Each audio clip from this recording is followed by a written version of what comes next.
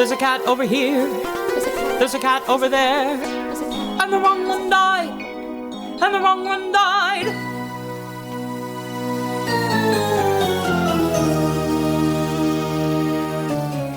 Welcome to The Wrong Cat Died, the podcast breakdown of the catastrophe. I'm your host, Mike Abrams, and today we have another amazing guest. She performed as Victoria on the 5th U.S. National Tour. So welcome, Jean Michelle Sayeg, and thank you for joining me. Hi, thank you so much for having me. I'm so excited to be here. I'm excited. The 5th tour, because I know I've talked to a bunch of people, and it was many years, but I think you were towards the beginning of the 5th tour. So I've now heard some of the chaos that you all dealt with in the beginning of the 5th tour. But before we get to the 5th tour, we'll get to your experience in production and some of the craziness. But we got to start at the beginning with your cat's history. So when did you first see the show? When did you first learn about the show? Like, what was your introduction to cats? Okay, well, unlike maybe a lot of others, I did not see the show until about 200 shows after I performed it. You never watched it? I like you were in it? Okay, I saw the video, the VHS, the night before I auditioned. Wow. Yeah. So when I was little and it came to LA, my parents saw it. And we said, how was the show and whatever. And my mom was like, well, there was people dressed as cats and they crawled around and danced and sang. And it was kind of confusing and kind of that kind of a thing. So that was always my impression of the show. And I never saw it. And I had the opportunity after dancing professionally in a ballet company. We were on a break and I came home and my mom was like, there's an audition for cats. I think you should go. And I said, but did you like that show? And she said, you should audition for the show. And I was thinking, well, I was in a ballet company. I was really on that path. And then I said, well, do you have to sing in the show? And she said, well, probably. So then my brother, who's now a lighting designer, was like, you need to watch the show. He brings the VHS into the room. We put it on. We watch it, the whole thing. And I was like, well, if I'm going to be in this show, then I want to be the white cat. Mm-hmm. Because she does all the dancing. I mean, besides, like, many of them, everyone, there's dancing all over the place. That I just sort of fell in love with her. And so that night, it's late at night, I tore through my dance clothes and decided ironically to wear all black. And I went to the audition the next day. So that was sort of like my introduction to even make it to the audition. I love the fact that your parents saw it and they were like, yeah, it was okay. Like they were just like, they weren't a pro or con against it. It was something they saw that rolled through town and they were like, you're good. We'll take you to other stuff later. Yeah. I think they sort of appreciated different kinds of shows with like, storylines, historical, whatever, or a great musical. This is a great musical. However, now that I've done it a million times, they're huge fans of the show. Yeah. We brought so much depth and understanding to their lives with this. So yeah. So you did see the VHS. So you got to watch that right before, like night before, like hours before. Late night before. Okay. So you had at least that introduction. I knew I would be dancing. Yes. And then you go to this audition. Yeah. From ballet to, which is a good progression because it's a Victoria. That is a very ballet kind of dance. And you absolutely get the role. Yeah. We had 2 days of auditions. Right away, they sort of, taught us one of the sections to sort of clear through. And then we went on to the ball and I feel like we just danced our faces off. And we were exhausted, but I was just, something in me wanted it so bad. But I was also really nervous that they were going to call me back and have me come in and sing. And coming from the ballet world, I wasn't that, I wasn't, I had dabbled in musical theater as a young girl, but I was a little bit freaking out. So I got called back. And then, the last of the day, maybe there was like 12 of us. Everyone got their vocal books out, warming up their voices. I was like, oh my gosh, what is happening? Everyone, hey, doing all this stuff. And I was freaking out. And I just went to my car and I just sat there over and over and just sang happy birthday, and got it ready to go. And then came back in. And I was, of course, last after everyone. And they said, hey, Jean Michelle, what are you going to sing for us today? And I said, happy birthday. And they said, great. Why don't you go over to Kristen at the piano and she can work that out with you. Kristen Blodgett, who I had no idea who that was at the time, and who couldn't have been lovelier to me. She said, great, you're going to sing happy birthday. And I said, yes. And she said, oh, real key, would you like that in? And I was like, and she was like, and I was like, that's perfect. Let's do it. So we did it. It went well. And they said, great, can you come back tomorrow? So I said, okay. And then I came back the next day and they taught me the Victoria solo. And that was it. And I think about a month later, I got my call that I got the job. It's so fascinating because the audition, like as someone who doesn't do this for a living or ever has done it, didn't even, do any like musical theater growing up. So like I was never auditioning or casting for any of this stuff. It's kind of fascinating to hear like honestly how difficult and nerve wracking those situations are. But I kind of like, I'm thinking about now that you get this. So you get this job now. And I'm going back to like your parents are just like, oh yeah, there were just some people as cats dancing. And you've only seen one night of VHS to prep. What was what was your reaction the first time you heard the story they told you? Like, was it a holy hell, there's so much going on here, I did not realize there was a depth there? Or did you kind of like, oh, I saw some of that from the movie? Like when they walked through the story?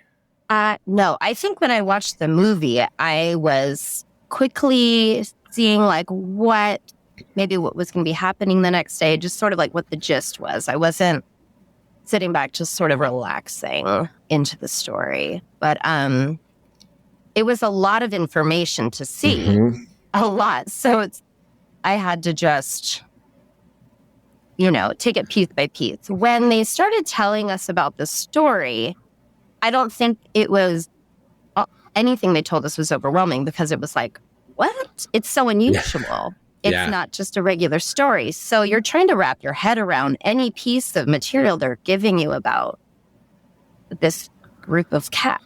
And then, which is helpful, it just gets deeper and deeper as you go when you're learning it. So, it's a long process of learning the story, I think. Yeah. I find that whole part fascinating because as someone who like saw it and then didn't think about it and then now knows way too much about it. But like, I'm imagining like a circle, like a powwow almost of all of you in rehearsals, just being told this like in-depth story of cats that besides the super fans, like 95% of the people that go see the show one time are not going to pick up most of it. And so it's always such a fascinating piece of like, you're going into this, it's going to be your future now for the foreseeable future. You're on a contract to then basically take that all in on top of I've got to learn the Victoria solo and I got to learn the ball and I got to learn all the dancing and the singing and all the other stuff. But it's such an interesting piece because the story is so loose that like, that's the part that's always fascinated me of this process of like, I want to be a fly on the wall in one of those rooms one time when they go through the whole story. Oh my gosh. Yeah. And I feel like I'm sure I was probably the only one that had never seen it before. It seems like, sometimes before you go to an audition, you've either seen the show or you've like, really prepared. And this was sort of very last minute for me. But I felt like, everyone probably was a little bit ahead of the game. Maybe a lot of people came from New York and, so I was just like, wow, what is all this? And I wanted to be like, Mom, you did not tell me that this was the story of the show. Yeah. So. But did your parents pick that up? Well, we could go back and ask, but I think at the time, maybe like in the moment while they were there were things that, they picked up. But I think generally, they probably not. Probably a lot of like dancing and singing of cats, but why it was happening and why someone went away and why are we hearing all these stories, Yeah. Well, and it's really interesting too, because like if you take just Victoria's arc, it's like a coming of age story. And so it's like, did they recognize that and then to come watch you do that on stage later? Yeah, I don't know. Interesting. Very interesting. Okay, let's fast forward a little bit. You're now doing the show. Your tour seemed like a little crazy with some of the stuff I heard about Atlantic City and some of the stops. I didn't go to Atlantic City. Oh, you didn't go to Atlantic City? Okay. No. So you missed it seemed like a very crazy stop. We started in Biloxi, Mississippi at the casino for a month, I believe. Okay. And we did our shortened version of the show. Okay, so what's the shortened version? Who's cut? Well, we didn't have, I think it was probably similar. It was at the Atlantic City that they did the shortened version. That was like their almost previews, essentially, is what they kind of called it. Yeah. Okay. So I think they probably just did the same kind of thing with us. Also, when we were rehearsing in New York, there was only half of us. Because the other half was, they were on tour. Still on the tour, okay. And we were the new group coming in to meet them. Okay. Which was a very interesting dynamic because first we go to New York and we're rehearsing and we're meeting each other for the first time and crawling around on the floor with people we don't know, going like, can I lick your whatever, And then we all became so comfortable with each other. 3 weeks later or so, we go and we meet the group. The rest. They know their stories. They've been on tour. And they're comfortable with what their stories are and their relationships. And then here we come. And we had to blend. And I remember that first rehearsal so well. And it was crazy, but it was exciting. And it brought our level where we thought we were up so high. One of our last rehearsals in New York, Jillian Lynn actually came and watched a rehearsal of what we had ready to go. And that was like beyond thrilling. Which that performance for her rose our level exponentially. I mean, we were in a tiny studio and sweating on her, growling on her, and all of this stuff. And, her notes and stuff, she just brought us new depth. She actually called me out personally, and it's terrifying. Where's the little white pussycat? Grand Island, come here. And it was like the parting of the seas. And I was like, oh my gosh. Come here. And she proceeded to do the whole White Cat solo and explain the entire thing and the coming of age and how, really you're becoming a woman and you're feeling your body for the first time and how to do that and then you not touch the ground at the end when you touch the ground and go, okay, now you do it. It was just like amazing. What an experience. Yeah. Amazing. So we felt really good after that. And then we met the other half of our cast and gosh, it was crazy. And they made us so much better. They really, they were such good cats, which was so impressive. Had a year of doing it, right? They're used to the mannerisms. So tell me a little bit about the tour. Tour seems crazy.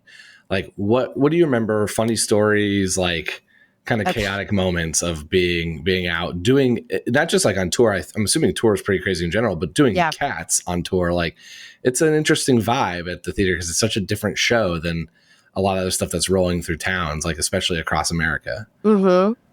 I mean, tour life, it was my first time on tour, and probably a lot of ours. We were young and, oh my gosh, so excited. And I mean, it was thrilling because, you were signing autographs for the first time, and people are dressed like you, and, people would give you gifts. And I actually opened my Cats box today just to like look at memorabilia and stuff. And I have letters from families that were like, thank you so much for like paying attention to our 14-year-old son in the audience. Or, this little girl came backstage and gave me her teddy bear, and, like all these wonderful things. Things like that were wonderful. Crazy. You're working really hard. Mm-hmm. I mean, that was the best workout of my life. 2.5 hours. I think besides when Mungo Jerry and Rumple Teaser are going on, we are dancing. My track was dancing, and there was such little time to rest. And even when you're not moving, you are totally on as an animal. So it was, you're crawling and Oh yeah. I mean, I was a kitten, so I was on the ground the whole time. Some of the bigger adult cats, they stood a lot more. But I did something crazy that happened on stage. I can't remember what city it was. Maybe he would remember, but right at the end of the ball, you're so tired. You've been working, and there's this little part at the end, this little paddle turn with your elbows out called whirligigs, I believe. And you're going. It's right before the end. And I am next to Tugger, and he goes, oh, and I broke his nose. Wow. Yeah. Our beautiful, beautiful Stan Stanley, Rum Tum Tugger. And he had to have surgery. He was out of the show. Oh, wow. Yeah. So things happen all the time on stage, and you're going with it, and you're just making it part of the show. And, the audience doesn't know. I mean, God forbid you ever break character. It was really, I think, the best learning experience of acting for me. I mean, as a dancer, we're always acting. As singers, you're acting. But this was like a totally different level of acting and, becoming an animal and staying in character. Mm-hmm. Yeah, I mean, it's live theater, so there's always stuff that's going to happen. Like that's what makes it so unique, because everything's, every show is different. It's the touring life is crazy. It's like and the show is, you mentioned that it's like the best workout, but it is that was one of the things I walked away with the first time I saw it. Was like I couldn't tell you the plot, I couldn't tell you anything. I watched was like that looked so physically demanding that I was like impressed of the athleticism that it took to be able to do that, because it is just constantly on stage. And I think it's just Mungo Jerry Rumple Teaser, and I think that's it. I mean, there's my gosh, you maybe slow down a few times during memory, or like there are moments where if you're lucky, maybe you're sitting on a tire at the back instead of being on the ground, but it's still you're still on there, and you're still in cat basically. For sure, you're engaged in the story and what's happening, or hanging on something. Your position could be something where you have to be holding on to a bar, hanging upside down, or whatever. We're going to take a quick break, and then we'll be back for more of The Wrong Cat Died.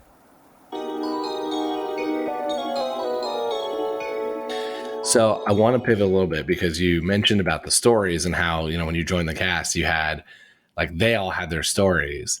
How much were you told, like when you became Victoria, you're doing your New York rehearsal, what did they tell you was her story? I mean, the coming of age, and Jillian's telling you that in the dance, but how much do they give you that, and then how much do you have to fill in the blank on? I think what I really remember is them giving a little bit of a story. I feel like I remember that I was like a sort of like a pampered house kitten. And, well taken care of. And that was sort of like that was where I came from. And, I'm a kitten, so I'm friends with all these like Rumple Teaser, Misto. I had a really good friendship, at least for me, with Misto and Rumple Teaser and Syllabub, all the little kittens. And I feel like they let us fill in the blanks a lot. A lot.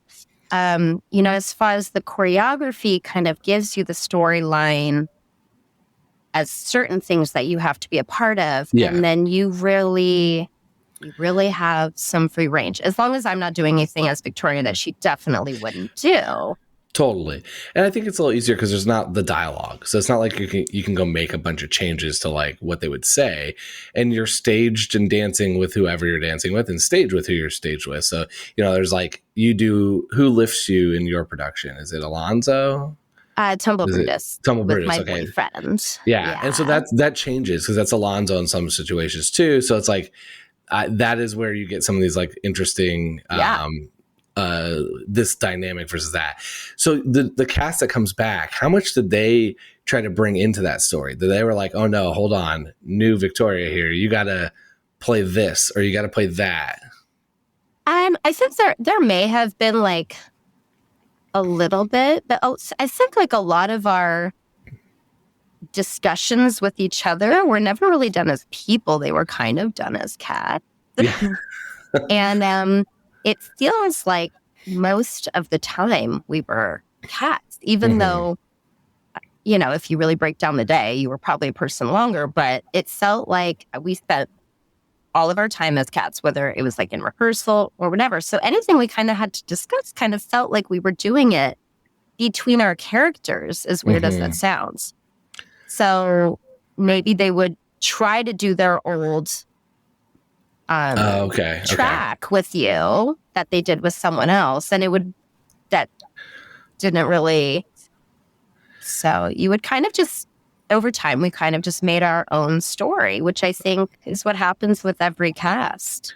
And that's why there's no clear answer, is because there's so many casts, there's different productions and then different years and different everything. And there are so many variations and slight tweaks to choreography and staging. And this stage isn't big enough. So these two are together now and they weren't normally. And so everyone fills in. Let me give you a couple that I want to know if you ever talked about or are things that you want. So is Grisabella your mom? I don't think so. I've heard that. I don't know if I remember hearing that when I was touring. And maybe if I heard it, I was kind of like, no, she's not my mom.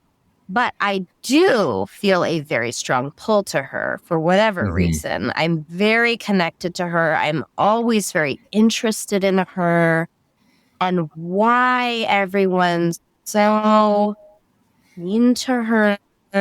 I feel like I was very observant of when she would come on the stage and it would be like, hurry, hurry, hurry, it's Grisabella, or don't look, or someone would protect the little kittens. And I would be like, why? What's going on? Why do we, and so I felt like I was very questionable about that because I feel like my character really saw the good in the characters, especially her. And I wanted, I want to see the good in people. Yeah. Yeah. I had one person say that they thought Victoria was last year's Jellicle choice, and that this year is the being reborn into this, like being reborn into Victoria. So, do you think that's like? Did you ever think about that? Sorry. See, so this essentially year, so Grisabella goes to she's the choice. Whoever was Victoria was last year, and this is now their next life, and that's why you're younger and having your come of age story because you've just been reborn, basically. I was Grisabella. Potentially. I mean, that's, it depends on how you look at it every choice every year. Like, is there, that is interesting. The fans and everyone's have thought a lot about this. That's why this show exists. That's why a podcast exists.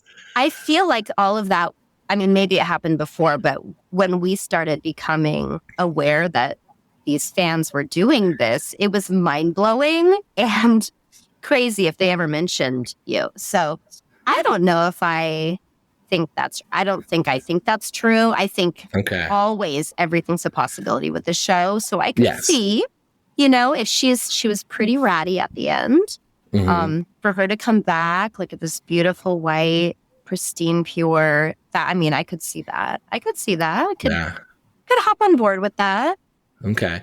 If you were talking to someone who's going to go play Victoria tomorrow, what advice would you give them? Oh, well, gosh, have fun. Yeah. Don't fall off your leg in the spotlight. Okay.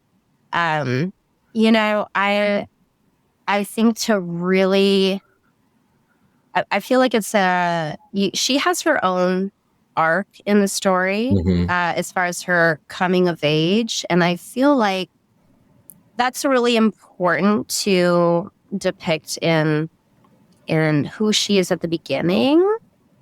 And because not only does she change so much in the middle and then at the end, she also really changes the story of the show, what happens. So, when she accepts Bella at the end. So I would just say to really just get into deciding who your character is, and just remember going through every move and like how I really felt, and just to really embrace the choreography and make it your own, and just enjoy telling the story.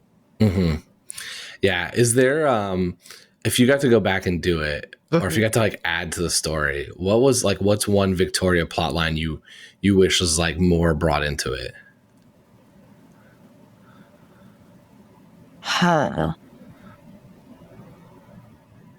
Like a real plot line or a... It could be either or. I think Victoria actually has one of the few, like most of the cats don't really have what I would call a plot line unless you're Grisabella. Like a lot of them have they pop in and they tell their own little story and then they pop out, and like everything else we're making up or we're assuming. But Victoria has like a full coming of age story. Like there's a little bit of a plot, and that's why in the like 2019 movie, I think they made her the narrator essentially. It's like everything is going to come through her eyes because you can kind of follow that story. True. So I'm curious, like it can be something that is out of left field that's kind of made up that you wish was part of Victoria's story, or it could be something where it's like, here's something we kind of never spoke, but we always assumed. I don't really know.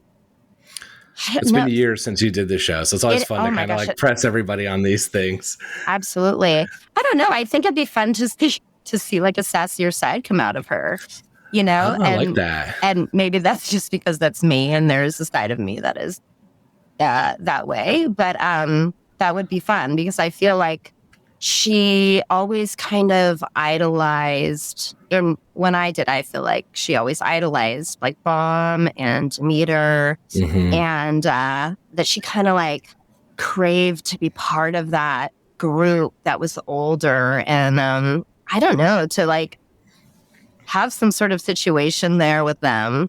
I like it. I think Victoria should join the McCavity song in the dance. Well, she does.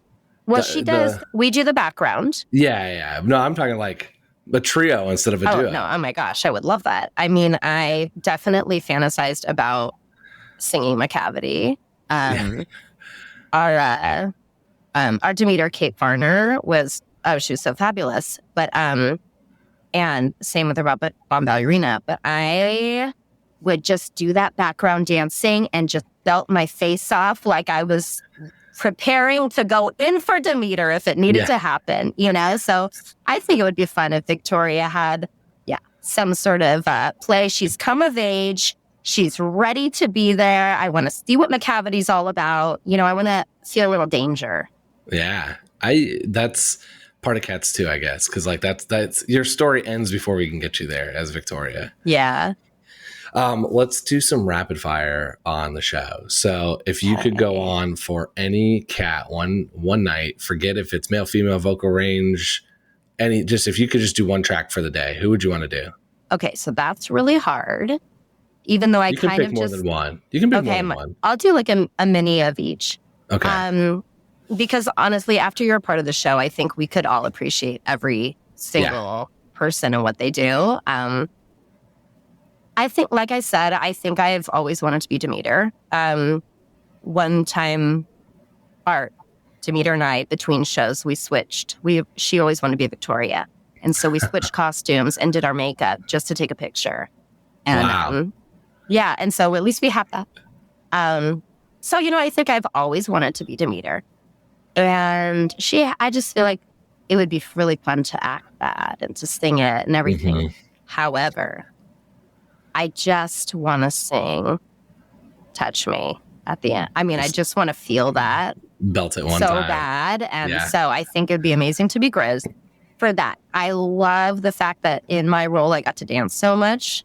So that would be hard to give up to be Grizz, but to just, oh my gosh. It's also kind of the opposite because you're only on stage for like 15 minutes. Like you're on stage the whole time and Grizz is on stage for a few dances and then sing. Yeah. And I actually roomed with our Grizz, Dee Rossioli, who's just ridiculously amazing. And she was just so funny because we were just sweating and dripping. And she would be backstage knitting. Oh, hi, guys.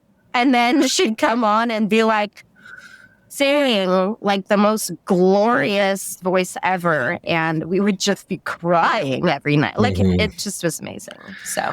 Yeah, the first time I was like, wait, they're really only on stage for 15 minutes. I'm like, oh, but they have a talent to do that. It's the opposite because most of them could never do Victoria. And it's like, that's why everybody has their role. So it's so special. A show filled with incredible talent in so many different ways. And we all learned from each other so much on the show. Like Dee would give me voice lessons and I would give her ballet lessons. Wow. Actually, and same with our conductor, D. Scott Ferguson. He would take ballet lessons from me and he would give me vocal lessons. And everyone did that with each other on tour. That's so cool. It was amazing because everyone was so good. People were learning how to tap. People were learning how to tumble. Oh my gosh. We all went to a tumbling gym. I think it was in Detroit. And all of us, by the end of it, were doing standing back tucks. Wow. Like, yeah. Our McCavity co-warden taught us all, like, we all were doing back layouts. Like, I don't even know how it happened. It was magic. So we impressive. Learned a lot from each other. Yeah. Who are your favorite and least favorite characters in the show? Okay.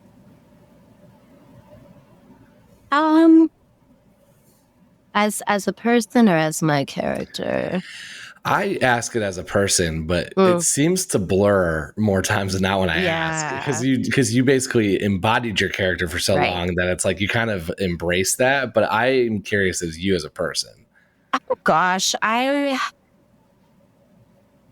don't know why I wasn't thinking of this before when I was thinking about it. Like, who is my favorite cat? But right when you just said it, I thought Misto. Okay. It's funny though, because I don't think I would have said that before, but another great dance number. Yeah, and I feel I've always been really good friends with all the Mistos, but I love that part when I just get to watch them work it and do their magic, and the audience is just so amazed and having the best time. So I love that part of the show. It is a crowd-pleasing moment almost every time. Yeah. What about least favorite? I'm not going to let you off the hook. There's got to be somebody. It's just the worst question ever. No, there's definitely one that bugs you. There's always one. Well, I don't know if there's anyone that bugs me. I treat this as like a family member question. Like, you got they're still family. You still love them. But there's that one that's like, this one. Okay. I think even though I liked doing this number, I think Jenny Annie does. Okay. But I also loved it. I loved doing the tap dance. She was fabulous. I feel like if you're talking about like Thanksgiving dinner, it's kind of a lot. It's like it's a lot. Yeah. It's like there's a lot of noise. It's a lot. It's a lot of energy. It's a lot of performing. But it's hard because I like Jenny. Yeah. It's a good answer. I've only had one or two people refuse to answer it, and I'm always like, no, there's definitely one. There's definitely one. It's got to be one. I mean, it's usually Bustifer. Bustifer is a very common answer. Okay, I could see that. Yeah. Or my answer has always been Peter, but I don't think Peter was on your tour. It's just Bustifer and Gus's dancing cat in the beginning. Yeah. So usually, again, there's one. Okay, we can move on. What's your favorite song from the show? Well, I mean, I think I'm going to have to say Memory because, I mean, I don't want to have to be so like, Memory is my favorite song. But I just remember sitting, like, after the whole show, you know, you have worked hard, you have put your whole body, your whole emotion, everything into it. When Grizz would come out and sing that, I literally was brought to tears. Like, almost every time, just chills on all of us were just brought together for that moment, and it was beautiful. It was totally sensational. I feel that's why, because she made it that way for me. Yeah, this isn't good for my last question. I know. It's okay. My last few have not been votes for Grizz, so I'm like, it's gonna normalize back to the positive. Which cat do you think would be the best living on tour? Like, who would be living their best life on a tour bus? If you just take the character. Oh, who would do tour well? What cat? Yeah. Which cat would be like thriving in a tour environment? I have thoughts on this, so don't worry if you can't. I can give you my answers after. Well, I guess it depends on what kind of a tour cat you're talking about. You know, like living their best life, or just like doing the work, or what? Yeah. You can answer. It's funny you asked that because my two answers to this answer that question exactly polar opposites. Depending on which way you interpret it, one answers this and one answers that. Gosh. Well, this is sort of not a real cat, but I would have to say living their best life on tour would have to go to our swing cat that we named Spike. So it's kind of okay. Tell me more about Spike. Path here. Spike was our friend Tucker Ty Davis. He played many, many cats, but sometimes he would come on for the generic cat. And this cat was wild. Like, he would come up and lick your whole face during a part where you couldn't move, and you would have to take it. And he would cause all kinds of shenanigans and have fun and dance and sing and just lived his best life. So I think for a very interesting and fun tour, Spike would be a good option for tour life. So Spike is just a dancing ensemble number in the beginning, right? But is he Spike wore like a generic brown unitard?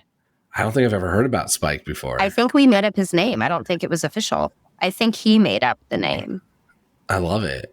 Because I think that's add that to your repertoire. It also, so is that also, like, it's a swing. It's not like it's the Bus Gus track that's dancing in the beginning.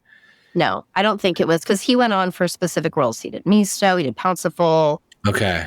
For whatever reason, he would go on as Spike. Can't remember like when this all happened, but we knew. We were like, watch out. Spike's on. That is fun little... It would change your pattern. It would change your track, because you would either want to avoid it happening to you. I have so many questions, because I'm like, where does Spike fit in? Like, there's the dancing ensemble in the beginning, and there's definitely like they add people to that, but it's usually like and most of my knowledge is the Andy Blankenbuehler more recent one. And so it's like there's Baby Grizz, which is essentially they sometimes make the Grizzabella go out and just do the opening number dance, and it's like lightly changed, but makeup and costume. Right. And then the Bus Gus track goes and does some of this, but there's an entire separate, just generic unitard, like not one of those characters that would go out, does a swing to fill in basically when maybe you needed somebody was out and they just weren't going to be that character the whole time. I guess. I don't know. I love that. Yeah. I'll send you a whole thing about it. I'll talk to him about it. That is, get the info. maybe I need to talk to Spike. Maybe you do. I'll find out what the whole Spike situation is. Yeah, you're gonna have to put me in touch with Spike. He was crazy on stage. For an yeah, well, I love the like freedom because it's not like you're Alonzo today or you're this particular person, because they've named some of those in the beginning, and then but almost all of them are another cat that's going to come later, right? And they're just dancing in the beginning, and they have a different name for that particular cat, but they're just like loosely changed. Because I think McCavity has one, and like there's a couple, but I love the fact that there was just a separate swing. And I was like, nope, I'm going to come in and just cause chaos. Oh yeah, he would stir things up, and it was good. It was good for the show, really. I mean, because although really every night the show is changing, and that's what I love most about the show, is that it's not a show that you're doing 8 shows a week, it's the same show every day or whatever. It is literally different every night. Even if the audience thinks it looks exactly the same every night, it is different, and that's what kept us so entertained as performers and just obsessed. And that's and honestly, it's what makes this show so like continue 120 plus episodes in, is because I've talked to 25 productions and all those different characters. I've never once heard about a Spike or even the idea of a Spike. Oh, I'm glad we could bring it to you. It's so fun to hear all these different like nuances to the show that's been running for so long, because there's all the like, there's so much stuff not documented about this show. There's a lot of theories and thoughts and way too much fan fiction that I ever thought I'd need to read. But there's all these other little strange and fun little quirks that don't change the show every day, but do change the show every day. And that's what makes it fun. Yeah. Oh my gosh. Okay. $1 million question. I've already got length that I don't think it should be Grisabella. Sounds like you're leaning that way, but I want to hear your defense if you're going to defend her, or if not, who you would pick. I mean, I'm sure you've heard a lot of similar answers and a lot of different ones too. But I mean, I think Victoria trusts the decision. You know, I think she sees the good. She wants, what Duke wants, and she supports it. She supports it. I think she wants it to be Grizz. And if it's not going to be Grizz, then it can be Gus. You know what I mean? He's ready. It's okay. But I think, maybe Gus was expecting it, and maybe, I don't know. Maybe it was good for him to see someone else go. Just that. Okay. I don't know. That could be an argument. I think he was ready, and it was his, and then she comes back. And my beef with that currently is that I think she needs to spend a year with the family and go next year. And so that alone is like, that gives you your redemption, that gives you your arc, that gives you your acceptance. You get the exact same story, but minus the like showy ending, which you still probably need for, for theater. But for sure, from a pure family, if I'm looking at this not like a musical theater number and just more of like the family is making this call, I want her to go next year. I want her to spend a year, go to some birthday parties, hang out. And have some dinners. I think that is a perfectly good answer as well, because everyone's on board with her right now. So it's a good time for her to feel that love that she has been missing for a really long time. And, like reconnect her friendships and all that and have that moment. I see it both ways. It's very difficult. Mm-hmm. Well, I've argued this so much at this point that I'm like, I've got the numbers down to she's less than half the votes. And so that's really what I'm happy about, is that I'm getting, I've gotten it to the point where now she's less than half. And I think that's a win. It's a win in my book. Yeah. This is super fun. Thank you so much for coming on. How can people stay in touch with you or keep up with anything you're doing? You can find me at JM Sayeg, Sayeg, on Instagram.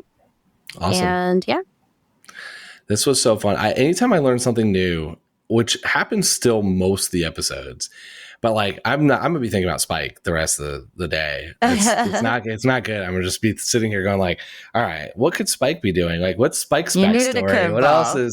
What else do I need to learn about Spike? I need to talk to Spike is really what it comes down to. Sounds good. So, well, thank you so much for being here. This was so fun. Thank you for having me. Oh my gosh. Such a fun way to go through memory lane again of all these people and cats that we love. I know. Keep the memory alive. That's the goal. Exactly. So, well, thank you. And thanks everyone else for listening to this episode of The Ron Cat Died, the podcast breakdown of the catastrophe. To follow along, you can subscribe on Apple Podcasts, Spotify, Stitcher, or anywhere else listen to podcasts. Follow us on Twitter, Instagram, and TikTok at The Ron Cat Died, or check out our website, theroncatdied.com.